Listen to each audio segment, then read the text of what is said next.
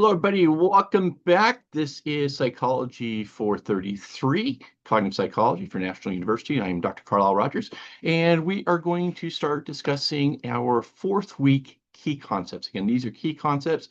So this is really, what do you really need to know going into your final quiz? All right. So as you can see, Jordan's day begins with a simple conversation with a friend. But something interesting happens. They both start using the same sentence patterns without even noticing. This is called synaptic priming, and it shows how our brains naturally mirror language to make communication easier. Now, as the day goes on, Jordan listens to a story and understands details that were never directly stated. Now, this happens because of inference. So we infer where the brain fills in missing information using past knowledge and experience. Now, in English class, Jordan reads a sentence that seems confusing at first. Why is this? Well, this is because the brain uses rules like late closure, which means it groups words in the simplest way first, even if that interpretation turns out to be wrong. So Jordan, of course, also learns that words are much harder to understand when taken out of context, which shows how important surrounding information is for making sense of language. So how do we solve problems and think creatively? Well, let's use Jordan again. So later, Jordan works on solving problems and notices sometimes answers come suddenly, almost like a light bulb turning on. This is called insight, and this is when a solution appears all at once. Other times, Jordan has to think step by step using strategies like trial and error or means and analysis.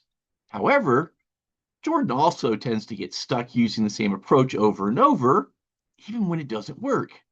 Now, this is known as a mental set, where past experiences limit new thinking.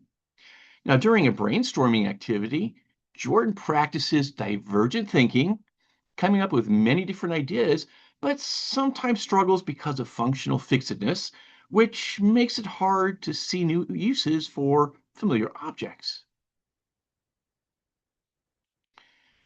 So, how do we make decisions? Let's talk about shortcuts, biases, and two kinds of thinking. So, as Jordan makes decisions throughout the day, it becomes clear that people don't always think logically. Instead, they often rely on heuristics, or what we call mental shortcuts.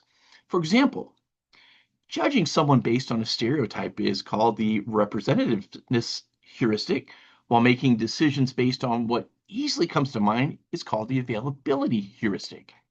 Now, these shortcuts, of course, can be helpful, but they can also lead to errors, especially when they're combined with confirmation bias, which is where people focus only on information that supports what they already believe. So Jordan also ends up learning about two types of thinking: fast, automatic thinking, which is system one, and slower, more careful thinking, which is system two. Now, with these, both are useful, but they can lead to different kinds of decisions. So let's talk about what do we need to know, how the brain works, neurons, perception, and memory. So in science class, Jordan studies how the brain works and learns that neurons communicate through different parts.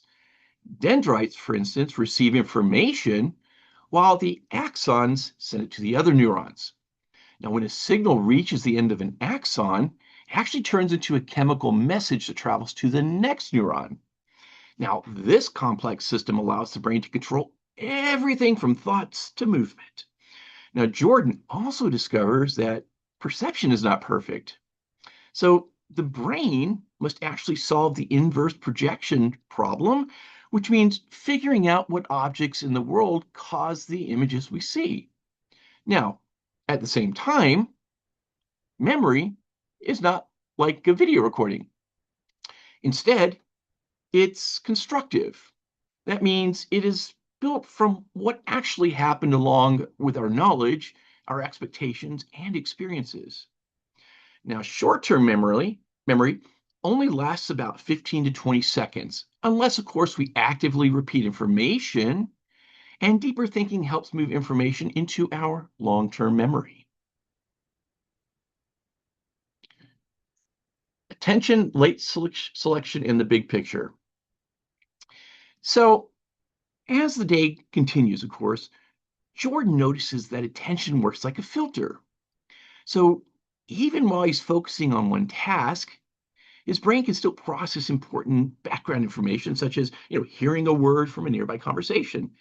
Now, this reflects late selection theory, which suggests that some unattended information is still processed. So by the end of the day, Jordan realizes that the brain is incredibly powerful, but also not perfect. So it uses patterns, shortcuts, and past experiences to understand the world quickly, but these same processes can, of course, lead to mistakes and biases. So that's the end of week 4. Hopefully, this helps you through your quiz. And until next time, see you later.